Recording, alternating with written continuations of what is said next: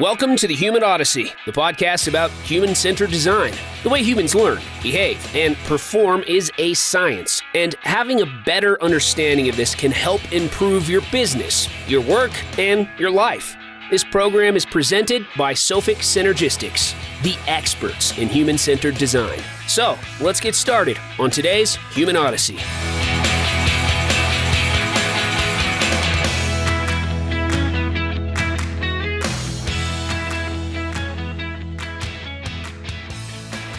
Welcome to the Human Odyssey. I'm your host, Cynthia Rando, CEO of Sophic Synergistics, a Houston-based human-centered design consulting firm.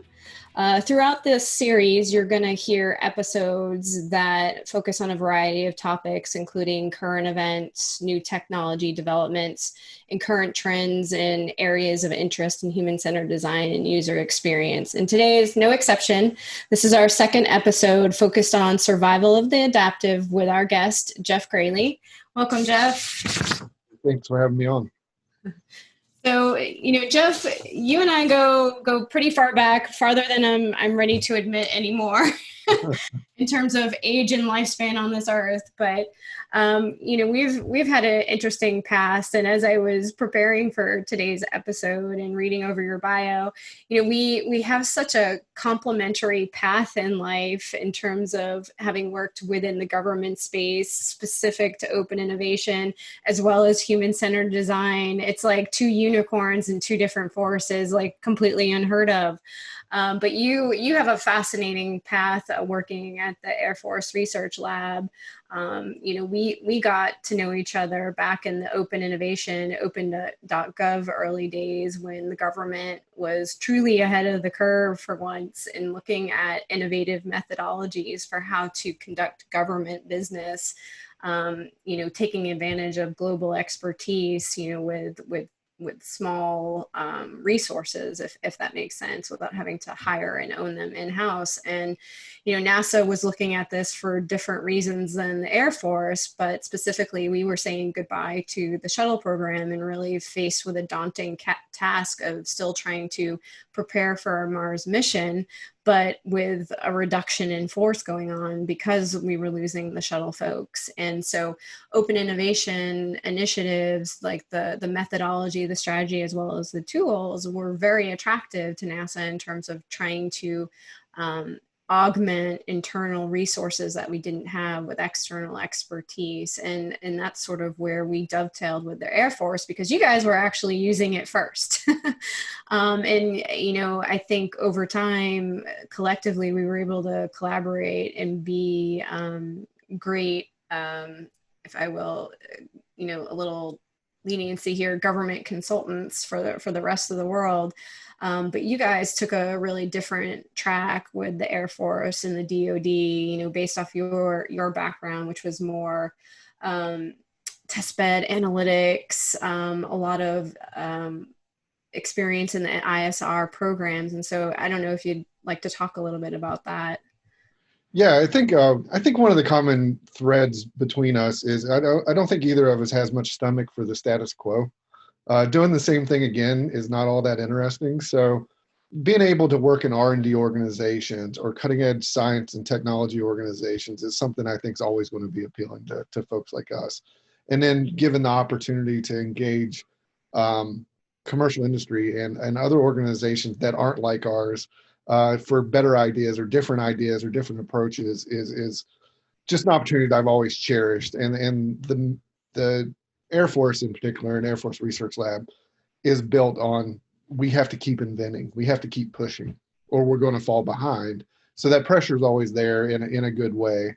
That initiative is always there in a good way. And I've had the opportunity to go across several different domains, whether it's from a clinical hospital to ISR systems, and been able to take the approaches that we found from industry and within the government and apply those in neat and novel ways and to be able to see the outcomes.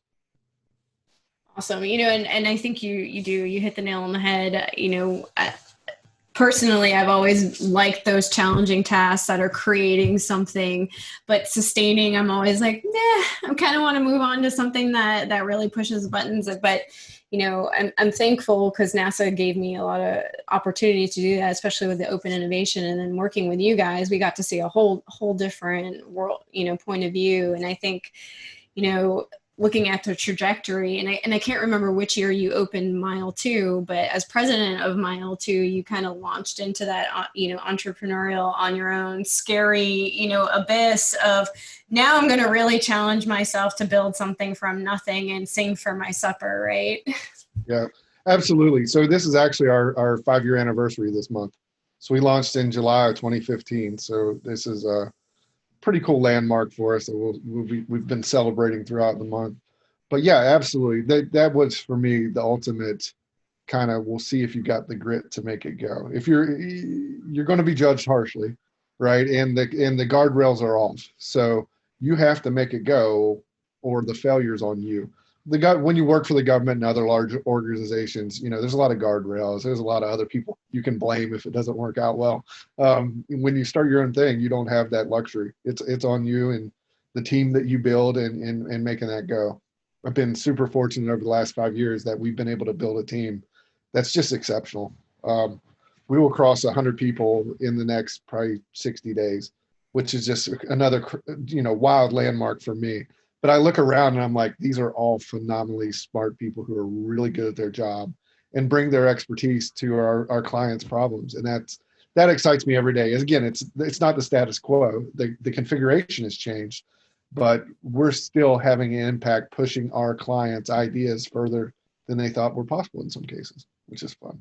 Yeah, so we're about the same age. I'm a little bit slower on the development curve, but I think, in terms of like years out, so Sophic is a little over 5 years because we started it behind the scenes in 2014 before fully opening the doors in 2015. So again, so very similar. It's scary. Yeah. But, you parallel a lot of human-centered design considerations in what you do with software architecture solutions. And I think the audience would love to hear a little bit about what Mile 2 does from the cognitive creation space of software and testing and development, because you also still do a lot of support of the government like we do. So I think that's also an interesting, nuance. Yeah, so foundationally, we're built around cognitive systems engineering. Looking at the world as it's evolved over the last 30 years and the way it continues to evolve at an accelerating pace of algorithms and technology and self-driving cars. So looking at the world as a joint cognitive system.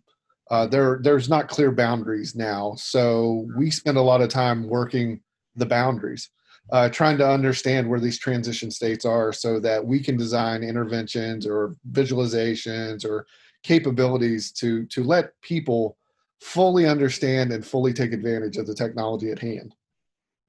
Strong history in the past of people turning off technology when it didn't behave as expected.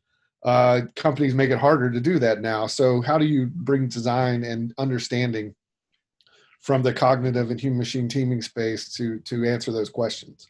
So you can't do that alone. We're not somebody that sits and pontificates, right? We're an applied innovation company. We don't just talk about it, we do it. So we have a strong team of software developers, of visual designers, of UX and UI personnel to make that the whole thing go, including our cognitive systems engineers. So for us, it's all about understanding. We just got paid one of the highest compliments that we've probably ever received. Been working on a project for 6 months or so, and we don't actually have a lot of code at this point. It's been disposable, throwaway things. If you want to talk about Agile, you should be able to pivot all the time and incorporate these new features.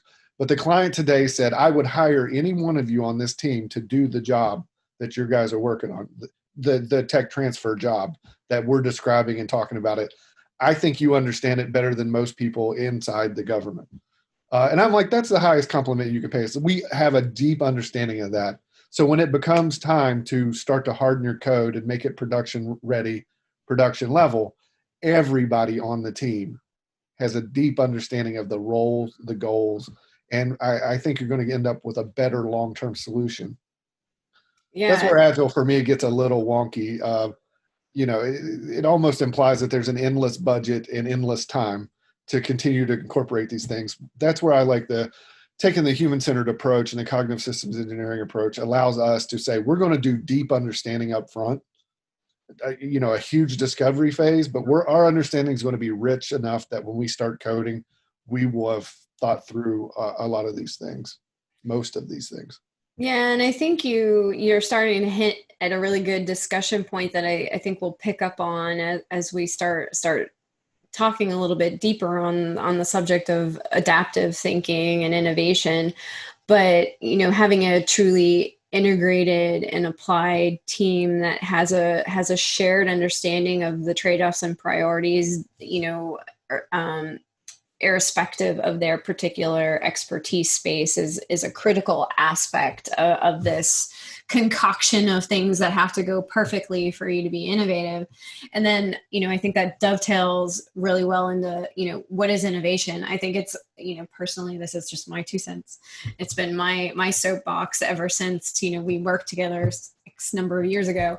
Innovation is so misunderstood because we've capitalized on it as a trend and a marketing tactic without fully appreciating that innovation is not the thing. It's the outcome of a lot of other different things that have to go perfectly and have to be understood from a human-centered perspective in a lot of respects to be impactful. And I know you've had a lot of experience in this, past and present. So, I'd love to hear your thoughts on how you think it may be well used or not. Yeah, and I think one of the things that you're nibbling around is why it fails in so many different places.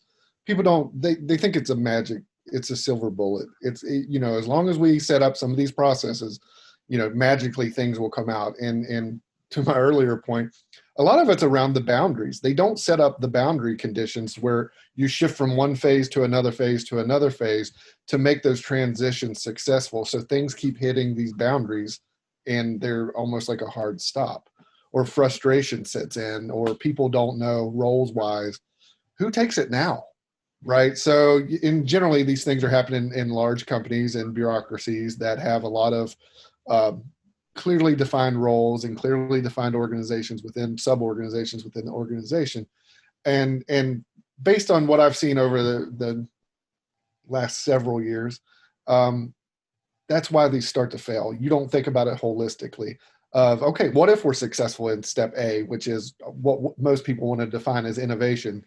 You need a step B, a step C, to continue that, to actually get that incorporated into your longer term product line.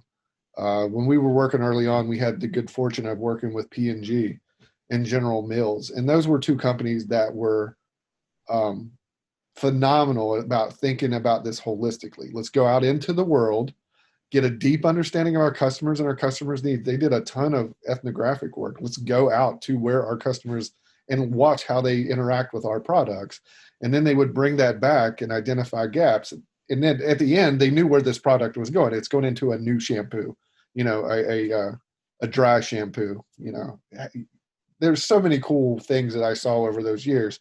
They were exceptional at it because they took it all the way from the beginning of the product, driving it in the need, and they had a product at the end that they could incorporate it in. And I think that's the key to success.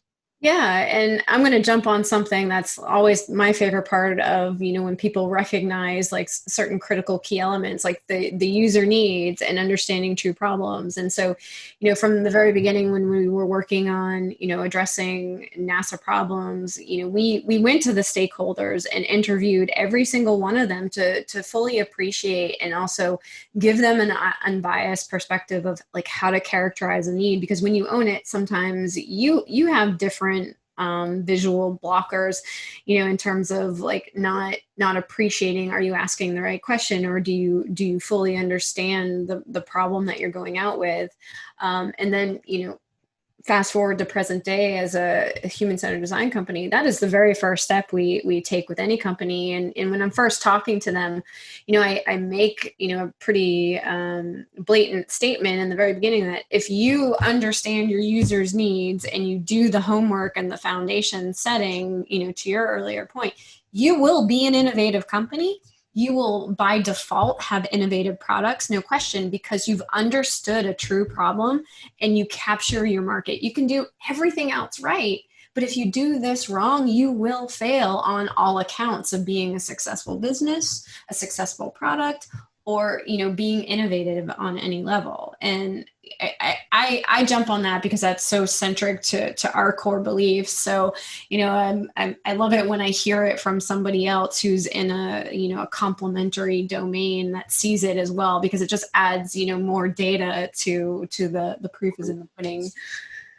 And to build off that, so I had an interesting interaction with the Digital Bureau a few months ago, and companies that were more websites and internet marketing and driving sales that way. And the thing that stood out to me that was reinforcing is they call it discovery. The ones that do a really good job and are excellent demand that there's a discovery phase. We will not work with you if you don't let us do discovery. And that's their problem understanding. And that's a completely different field, you know, still software in many ways, but it's completely different application space. So that was reassuring to me that, you know, we are right. We're on the right. If you don't understand, you can't do it well. So understanding, I think you're also hitting on a key role that most of these organizations leave out. And it also undermines their ability to actually make progress and be truly innovative, is the role of synthesis. Who is synthesizing? There's no shortage of people who can go and interview and document and say, well, here's your list of problems. Here's the list of things. So what? What are we going to do with it? That synthesis stage is one of the things I think that makes your guys' company different from most. It makes our using cognitive systems engineering is all about how do we synthesize this? How do we look for patterns in the world? And how do we transform this problem in ways that we've seen it done before? That synthesis step is one that when you walk into companies that want to do innovation, if they don't have that role, it's an immediate red flag for me.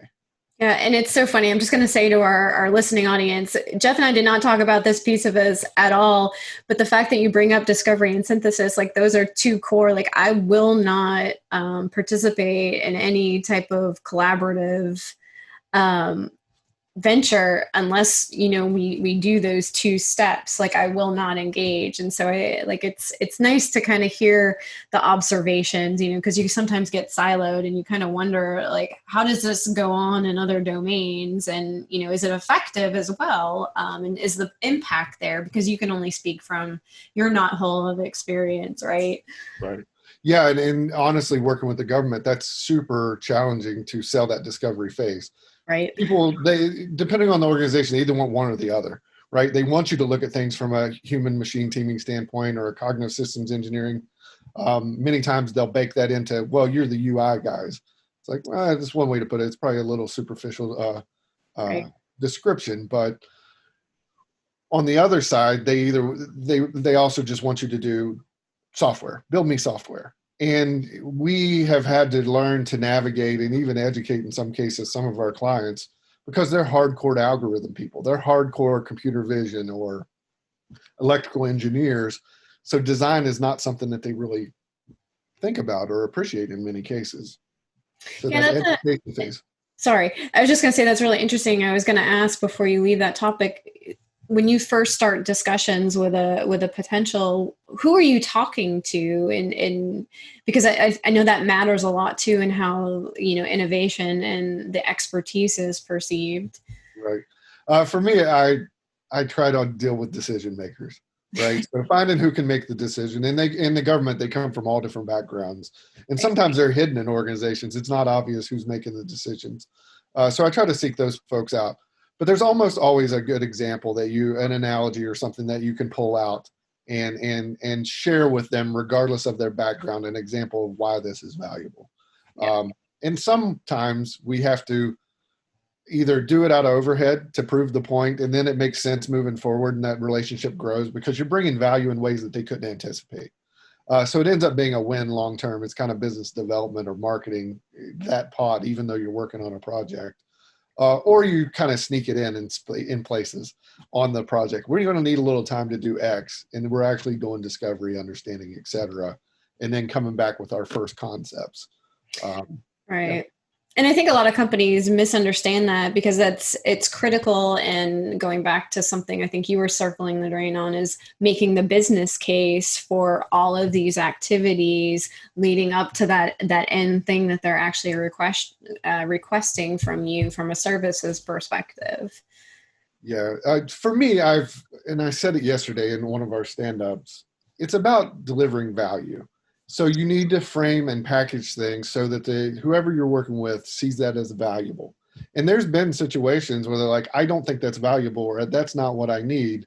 And early on, we were probably more willing to be like, okay, we'll do it your way, and then try to find ways to backdoor show you the value of it. As we've gotten a little bigger and more established, we hold the line a little harder and say, no, let me show you why we need to do this. You came to us for a reason. There's a trust and a bond here. Let's use a little bit of that trust and I will reward it. Yeah, most definitely. And I know when we talked earlier on and getting prepared for this episode, you had brought up an interesting term that I'd like to chit chat a little bit about, innovation theater versus like true innovation. And, I think this is an interesting concept because it was actually the first time I had thought about it in this context. So I think this would be a great area to kind of dovetail into a little bit for the audience to understand that nuance. Yeah. The innovation theater is one that's come up through some conversations and some classes I took several years ago with a friend, and he kept seeing it too. You see these organizations at the top that say we're going to do innovation, and they stand up a cell of people to do innovation, and the rest of the company just keeps going on. And it's like that is a recipe for failure because again, those boundary conditions are not well defined. Those roles aren't defined. How do you move things into the typical product chain? So it sounds good. They go to conferences and they talk about it. And there's, 5 people that are going to just bust their chops for a year, 18 months to try to make this thing go. And they can't quite figure out why it's not going. And it turns into more theater because it's not institutionalized. It's not holistic to the business that it's being housed within. And it tends to fall apart. And I think that's a critical point. Early in venturing out independently, we got called in to help some companies look at their newly slated innovation program. And I said, okay, but what is your ultimate goal here in terms of supporting the underlying business elements and the strategy, and also like what products you're trying to put out from a 5 to 10 year perspective? And they just kind of looked at me. They're like, well, we were just told to be innovative. And so, to your point is, it looks good on paper and I think it checks the box from a visibility perspective, but there's no substance there. And all you end up doing is burning out people, chasing your tail, so to speak, because you haven't understood the foundation of what makes things innovative, as we were talking about before. And more importantly, innovation comes from addressing gaps, right? Right. And so, when we think about those gaps in organization, we think about them on 2 levels. What is the actual tangible gap we're trying to solve? But what is the team what is the requirement of the team around it from an integration perspective to help solve that gap for the organization from a people perspective as well as a design perspective? And I'm sure you've had a lot of interesting experiences, with the projects that you have because they're so diverse that you could probably shed some light on that for our listeners. Yeah. So one of the things that stands out to me, one of the typical definitions of innovation is taking something that exists and apply it in a new and novel way that wasn't anticipated in its original invention, right? That's the difference between invention and innovation. And what you were hitting on organizationally is they're not doing that. They don't have an end game in mind. What's your application? If you can't get it to the application space, it's just standing up pilots and investing in things and putting money against these ideas. But the ideas have to go to the applied space or you're not innovating. And I think that disconnect from the core business and just the activity of innovation as they're defining it is a nice curtain to stand behind and say, I'm holding it up and this is innovation. I got a banner, but you're not going to get the outcomes that you want. You've got a banner and a title, right? Right. Yeah. It looks good. It sounds good. And people get jazzed. I think one of the other things that about that is a risk that they underestimate and waste is it's usually your best people that'll go off and do that, right? The ones you put on your team, and you are undermining, the power and the motivation that they have if you don't set them up for a holistic success. And you either burn them out or they check out on innovation and go back to the old ways. I think it's a lose-lose both from the product and the people side if you don't take it seriously. Right. And so, maybe we can talk a little bit too about the nuts and bolts of a company from the people perspective when you're thinking about these integrative teams that have to go off and solve this gap or this design challenge. I think there's some corollaries here between what you do and what we've done. Specifically, we opened Sophic to kind of solve that gap from a human-centered design, not just as a design methodology, but as a business strategy. And so, to your point in earlier conversations, we were really looking at the organization to help them fundamentally understand that strategy drives everything you do, as well as, the integration point between the expertise and the skills on the line and understanding that end user environment, if you will. And they're not mutually independent of each other. They're very much connected. And so we published this model a couple of years ago, and I couldn't believe it wasn't already out there, because for me, it was just basic thinking. Like, this is just good business practice. This is how you show value and return on investment and all these foundational activities that we've been talking about. And I know you have some very strong perspectives about, when you think about the organization and the decision makers versus the team on the line executing, there's not always that commonality and good understanding of why some things have to be done the way they are. And then where do you make those decisions from a funding and investment perspective to support that holistically? Yeah, I think you in some ways you're pointing out another role that seems to be missing in a lot of organizations that try to do innovation and fail, or try to be innovative and fail. And it's the role of the person that's the envisioner, being able to envision and connect those dots to the current business practices and the current product line and the current things that you're doing, but envision past that. And to be able to take the idea that's in that innovation phase, connect it enough to where we're at, or how it's going to go around where we're at to get where we want to be, and to be able to communicate that in a way that you can get buy-in from other folks in the organization. I think that's it's a role that is rarely defined and underappreciated. And when you have those folks that can do that, you start to see those innovative leaps, right? They're able to go and communicate what the future could look like in tangible ways, but still connecting it to the core business that already exists there. And being able to communicate it to everyone's understanding and perception level, right? And, like, that's also a spidey skill in a sense. And some people are just, natural at this, like, ability to integrate and communicate, to your point. Yeah, it's the connecting the dots is the hard part on both ends, in my opinion. How do you take data and evolve it into something new and novel? And that's, to me, what's great about working with brilliant people. And then when you see it work, that's why why it looks like magic to all the organizations that it doesn't work for, or they want to be aspirational and be innovative. But it's also, when it does work, it looks like magic there too, within the organization. And it's those roles, those folks that are connecting things and taking things across the boundaries, that really make it go. I like to think of it as shedding the light on the gray space. Like, there's some people who are just incredibly adept at, being able to remove themselves from the weeds and seeing that writing on the wall, so to speak, before anybody else does. And they hone in on that gray space that kind of just blows a space wide open, to your point. And I think, if we connect this to current day, for some of our listeners and all the things that are going on from a data perspective, I think this is a huge topic of importance, and a failure to understand the power of this understanding and integrator role in communicating, because what we're seeing is a lot of chaos right now for everything that you just mentioned. Yeah, absolutely. So we have a nerdy term for that role. It's called a reflective practitioner within Mile 2. and they're rare. The person who can be an expert, but also can step back and look at it from afar and look at it in a relatively unbiased manner and put it in perspective. Those folks are rare, but when you find one, it's so enlightening because they can talk the details. When you're too close to the details, it's hard to talk about the abstract.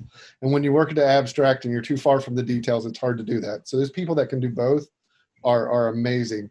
And that's why you don't see a lot of folks that are driving some of the data science stuff also being decision makers. And that's why you're starting to find some of these crossing patterns where we're missing opportunities because it's not been represented in ways that support the decision maker. It's been represented in ways that the data scientists can better manipulate it, understand their data set. That's why a lot of these visualizations look the way they do. It's because a data scientist or an engineer needs to understand what's going on with their data. So the visualizations support that way more than they actually support the decisions that they're being used for. Oh, that is such a good point. I don't know if you're familiar with Tufte, old school data visualization expert, but I mean, the message was always clear. Data can lie depending on how you present it. And, to your point, if you're not understanding the need that data has to serve, you're going to come out with, I don't want to say false positives, but false decisions that, could have been supported in another direction, for lack of a better way to put it. I know I'm not characterizing that perfectly. You probably have better terms than I do. I steal them from everyone else. Yeah, you're coming to conclusions that aren't actually supported by the data or the conditions that the data were collected in, or the conditions of the real world that you're trying to apply your assumptions and insights into. That's one of the things we talk a lot at Mile 2 about representation aiding. Right? It's not just visualization. You can put data on the screen, you can light pixels up, but what are you really representing? And that goes back to that user and that understanding. Let me represent the data and the information so that someone with knowledge of the environment or knowledge of the context will be able to interpret it in a way that is informative and not misleading or not just, gray matter integration.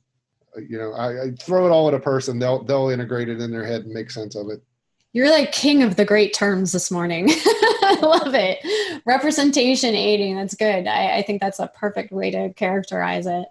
But, I think too, things are moving so fast with the data. We get forced into a position that people want answers and want direction and want to understand. And generally, I think everybody wants to do the right thing, but I think people are also resistant to change in direction and don't understand that as the data change, the pictures change, and so does our guidance. So you see a lot of, for lack of a better word, consternation and strife because we keep changing the rules and nobody likes that, and everybody feels like it's all bad direction as a result. And, I don't know that I have the answer to that because it's more of a survival of the fittest concept. If you don't adapt and change, you're going to have consequences to that. And I think that's on the personal level.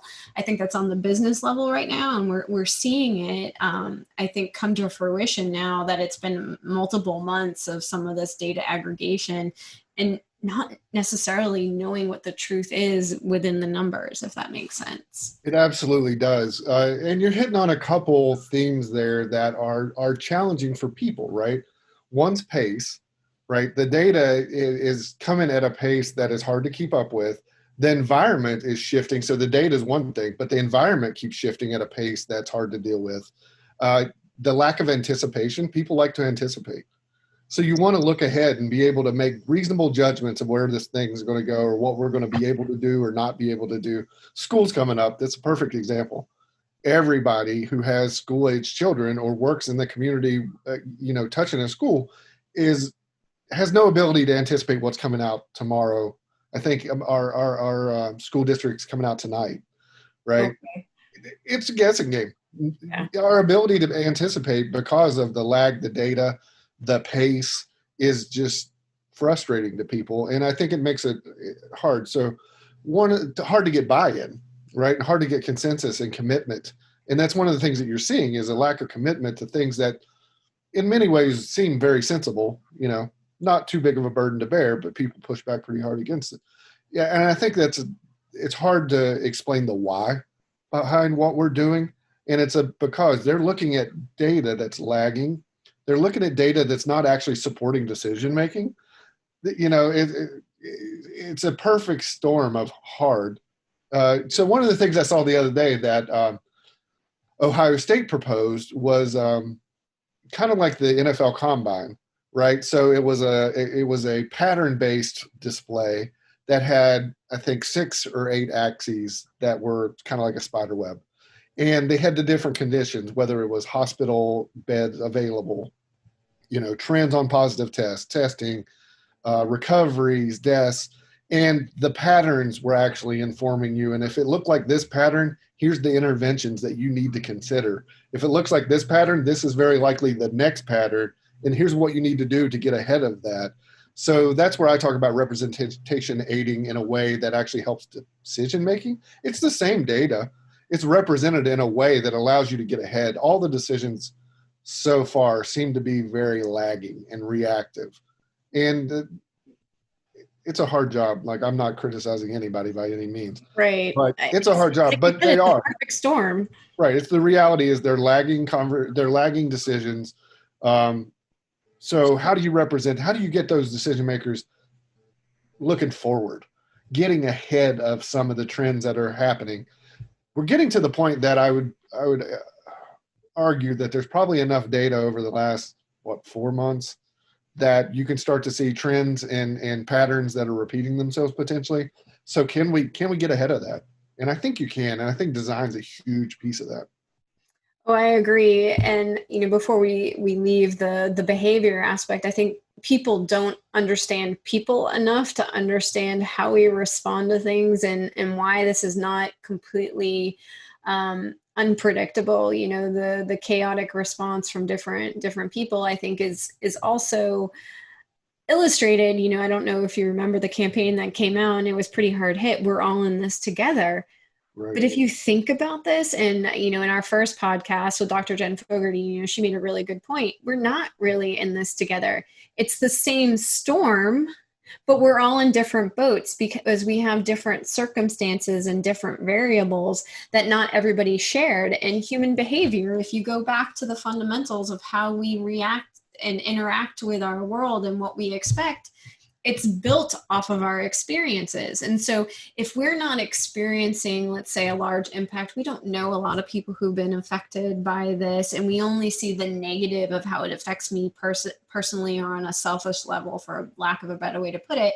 And now I have to work from home. I have to homeschool. That's 2 jobs in one day. Like, how do I control this? You know, whereas before I had a very, you know, nice schedule, expected things to go through the day, and I could manage my life. And so I think we forget that there are nuances to this that are foundational to human behavior, that if we paid more attention to how to navigate the conversations and the messaging, to your point, based off those factors, we may see a little bit of a different response. And now I'm not claiming I have a solution, but that's a place to start. Like, start with how we naturally react to things and the things we know from hundreds of years of science, and then, you know, start presenting the data accordingly. And it has to be different for each demographic, right? Right. Yeah, I think that's where you get a lot of that pushback, just like you said, because I heard it with my friends who lived in rural counties. They're like, we've had 3 cases. Why can't I not go get a haircut, you know, for 6 weeks? This is disproportionate to the impact of our area, but they're treating us just like they're treating Cleveland, which, you know, was having a huge outbreak. And it's like, yeah, those policy decisions are difficult. And I think one of the things is right sizing. And that's, again, back to decision making. How much is enough and how much is not enough? And that boundary condition is how do you highlight that? Because it's not a bright white line, likely. It's probably a set of conditions. So how do you present that information to decision makers so that they can be more maybe surgical or tailored to the responses? Because I think there's good behaviors and bad behaviors, regardless of whether you have an outbreak or not. So depending on where you're at on that, maybe it's, you know, do these things and you'll prevent an outbreak. But if you're in an outbreak, we need to do these things. And there may be a little more broadly applied or harder hitting or inconvenient. That's a term we keep hearing a lot. This is inconvenient. Yeah, it's inconvenient. It is. And I think it's too, like, it's like for all of the things you said before, pace, change, it's a lot of things all at once where we're not traditionally faced with all of this stuff all at once. It's really hard to find a normalization point. And, as human beings, we like homeostasis. So when we can't find homeostasis, what happens? We elicit stress behavior and we react negatively, whether we should or not, from a logical standpoint, right? And I think too, part of the influence there is, if you go back to the phrase, it's better to be feared than loved. It's really not. When you start fearing, relying heavily on fear communication, you get to a point where you've touched the nerve so much you're numb. And I think that's really, again, not understanding how human beings ingest and consume and understand and perceive things effectively, where, like from a data presentation, maybe we could turn it around with a more positive spin, to your point, on, representation. Yeah, the Ohio governor's done a pretty good job from the communication standpoint and trying to keep it positive about what we can do and why we should do these things. He came out yesterday pretty strongly in advocacy of wearing masks everywhere. Didn't go so far as to mandate it because of some of the polarization of these things. That's my opinion. But yeah, he tried to appeal to people of, this will get us out of this quicker. There's light at the end of the tunnel. We need to take care of each other. That's one decision that each individual can make to contribute towards the greater good of the cause. Let's rally around this and destigmatize it and try to be comprehensive in mask wearing. And here's some positive examples of where that worked. I want to do that too. Yeah. And he took a very positive tone, as opposed to I'm going to punish you if you don't do it. I'm going to mandate it, and we're going to tie up, courts and fights and money and all these things to enforce it. I'm still giving you the choice, but I'm trying to appeal to you in a positive way that it's the right thing to do for your community, for your family, for everyone. Yeah, and just trying to be predictive. I have a feeling that those communities that take that tactic are going to fare a little bit better on the compliance end of things. Because I'll just say, in the Houston area, I think it's been more of a fear and punishment tactic. Right. And also, there's been a little bit of strife between the ranks too, of not everybody being on the same page, and for better or for worse. But it's challenging, right? Because everybody comes from it from a different stakeholder perspective. But I think, in light of all the things that you said, it's clear that we have to do some things different. And also, when you just think about the future of this country and the success of its small businesses like yours and mine, we've got to adapt and evolve, right? And, I think there's some very fundamental things that we've seen. There's been so many companies that have gone out of business because of this. But, to your point earlier, those that have adapted and been able to see the space in between are doing really well. And, I don't know if you want to share some thoughts on what you think, some of the key things of consideration for those like you who are doing well, to share with some of our listeners who might be struggling small businesses. There's just so much conditions and context that you can't control, that you can't predict clearly whether you're going to be successful or not. One of the things I've observed with my kids in basketball training, right? So the technology's been around for quite a while to use computer vision to tell you how your shot's going or how you dribble, and have a bunch of metrics using algorithms and computer vision on your phone or a tablet. Not very widely adopted. No, we need to go practice with a coach. We need to go practice together. They'll correct me in person. You need to see it to give good feedback. They quickly said, nope, not going to be able to do that. Here's an app. Go do this. And it's all computer vision driven. So some things that had a lot of resistance, remote monitoring for workouts and that kind of stuff for teams or groups that had a lot of resistance are now the norm, right? So the conditions, you couldn't anticipate that, right? If you had a basketball tracking app a year ago and you're beating your head against the market, you can't anticipate that, but you got to take advantage of it. Zoom's a perfect example. We're on this call. I read a great article of him talking about these transitions of overnight, their users went up like 5x or some crazy number. that you couldn't anticipate, but they were able to adapt and overcome. You need to, I think, companies like ours have it a lot easier than if you're a barber shop or you make, cakes and cookies. If you don't have your storefront and people can't come through there, you can't just shift that. You can't do virtual haircuts.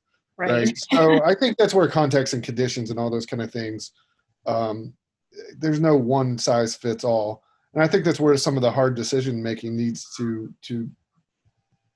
be potentially more thoughtful, or we have to present that information in a way that they can make better tailored decisions so that a barbershop can open, but, a restaurant can't because of these things, or maybe the rules are different, right? The whole capacity thing maybe isn't the same for a restaurant than it is for a barbershop. So that's kind of my wish and hope for all of this is we smarten up so that we can present this information in the future so decision makers can make even more tailored decisions that will allow everyone a good opportunity to survive.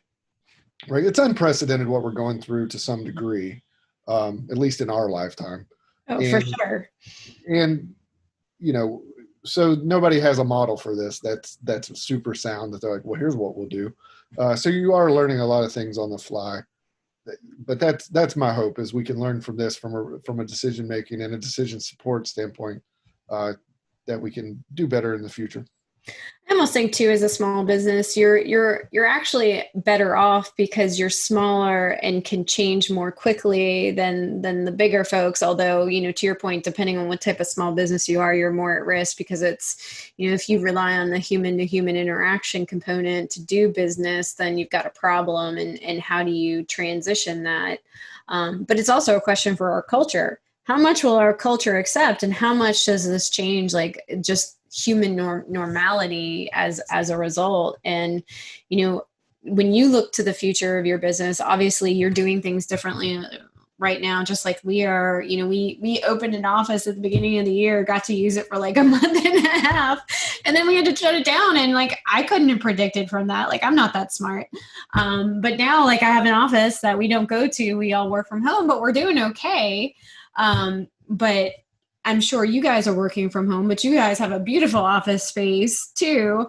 And just committed right before all this to 3 floors of a new building, that's supposed to open the first of the year. So that all just gets thrown up in the air, and it's wild. I think one of the things though that you're pushing on a little bit here is, and I hope this ends up being true. When you're small, you don't have enough capacity for taxing overhead or unnecessary overhead, whether it's even compliance of rules. You can't have so many rules because you can't enforce them. Right. Compliant, it's not worth the time and energy. I'm hoping that some of these larger companies can look at some of their policies, their rules, their roles even, and say, these are truly necessary and these aren't. I think the government, at least on the defense side, has actually done a reasonable job on this. There's a couple outliers, like the whole haircut thing for Marines.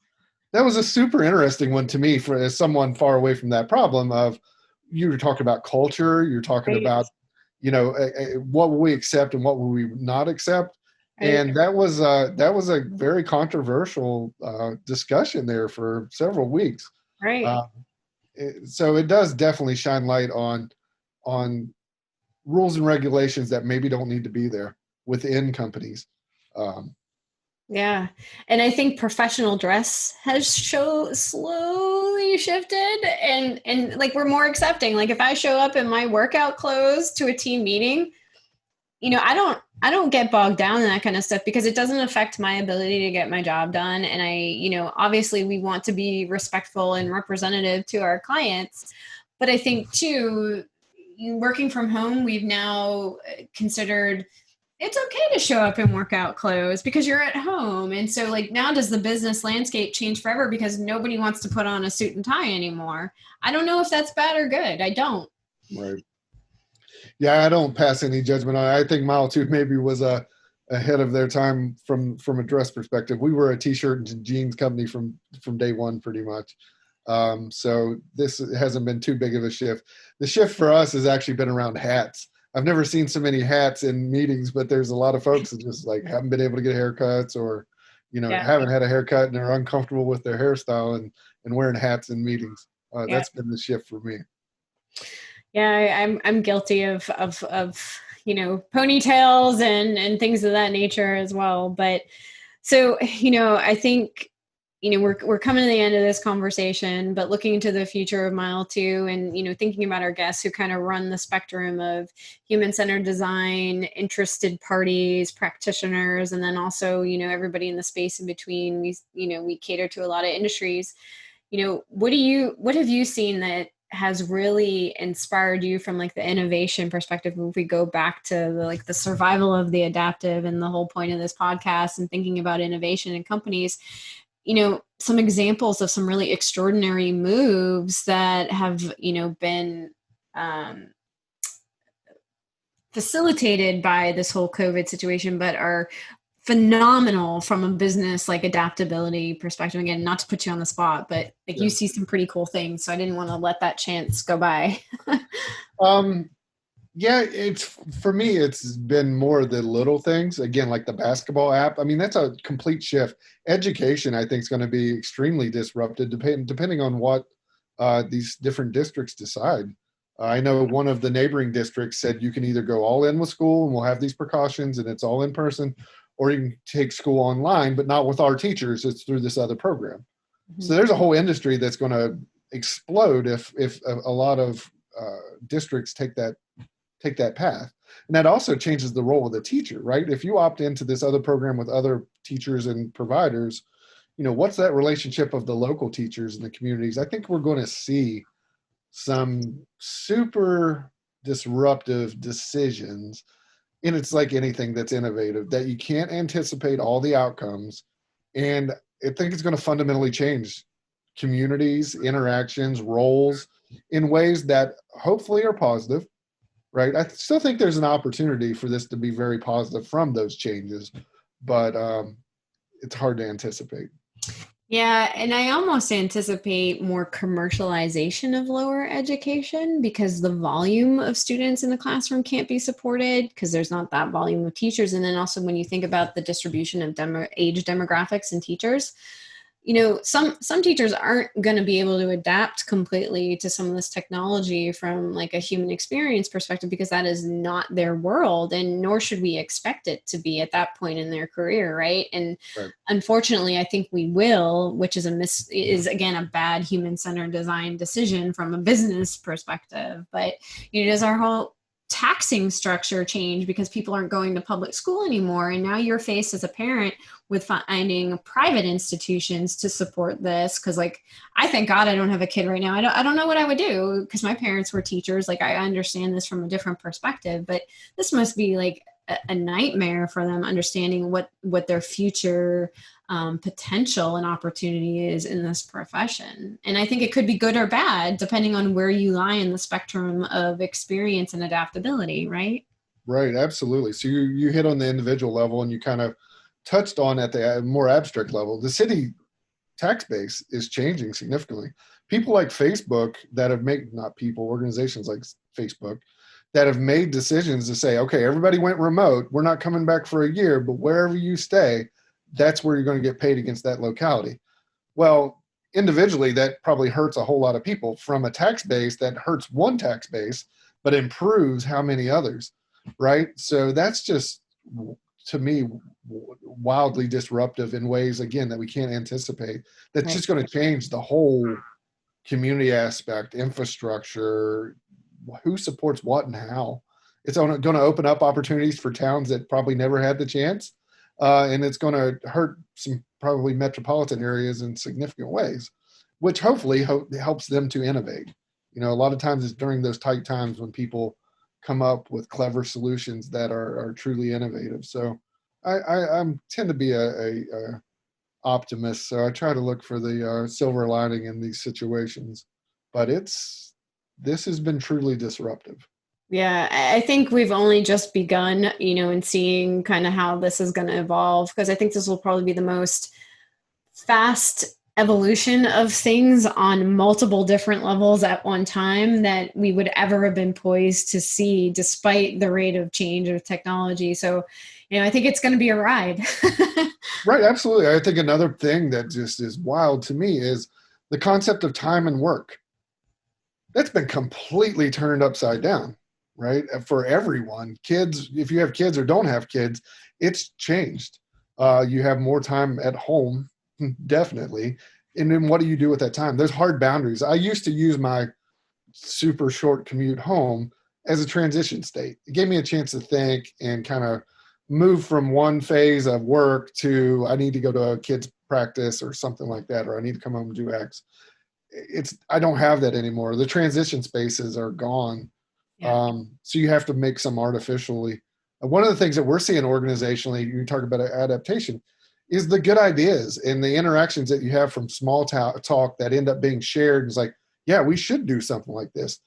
That momentum's lost because there's no transit, like it's meeting, grab lunch, meeting, because that's the way everybody, there's no interims of transitioning between meeting rooms or interacting on the way to the bathroom and things like that used to happen, where good ideas or, hey, did you know, sharing knowledge across the tribe, those are gone now. So we're actually looking to come up with some clever ways to not tax people's time, because you don't want to be like, hey, we're going to do this at 6 o'clock in the evening. We're going to have small talk hour, right? But how do you integrate that into the normal day? Do we take 15-minute windows 3 times a day and just open up a Slack channel, or not a Slack channel, but like a Zoom or a Google Hangout, and it's just a living room, essentially, and everybody can come and go as they want? Yeah. It's disruptive in ways that are just, again, comprehensive in a way that we've just never experienced before. And it's hard. It's more exhausting to be online all the time because it takes different human activity versus one-on-one conversation. And I know we struggle with it too at Sophic, and I think there's been a significant loss of just that camaraderie piece of it, because we're all by ourselves all the time. And I don't necessarily think that's a good thing. And I don't think you get that 100% back through technology. Because there's something about physically being near people that I think is part of the human condition. And I don't think that's a cultural thing. I think that's just a human being thing. Well, and attention's a finite resource, right? And in a meeting, you feel like you need to be staring so everybody sees that you're engaged. We're in a real meeting, one person's talking and you can be taking notes and kind of step away for a second to reflect for a minute while you're taking your notes. Right. But everybody's staring at everybody and making eye contact all the time. It's a little unnerving sometimes. I know. Yeah. Okay. Well, Jeff, this has been an awesome conversation, and I certainly appreciate your time and insight and sharing with us some of your experiences with Mile 2 there in Dayton, Ohio, which is, fast becoming an innovative mega center, partially I think between, due to some of your activities as we follow you, but are there any last words that you would like to contribute to Survival of the Adaptive podcast? One, just thank you for having me on. I appreciate the opportunity to share our thoughts on this and share our experiences and talk a little bit about Mile 2. I think the other piece of this is survival of the adaptive. The pace is only going to increase, right? It used to be a slower pace. The cycles go faster now. And when you start to talk about algorithms, autonomy, autonomous systems, that adaptation cycle is going to be faster and faster. So people like you and your organization and organizations like Mile 2 are on the cutting edge of helping people adapt. And I don't think we're going to run out of work anytime soon. That's a good thing. I'm on board. Well, thanks again, Jeff, for your time. This has been another episode of the Human Odyssey podcast. Thanks for joining us today. The Human Odyssey is presented by Sophic Synergistics, the experts in human-centered design. Find out more at sophicsynergistics.com. Get smart. Get Sophic smart.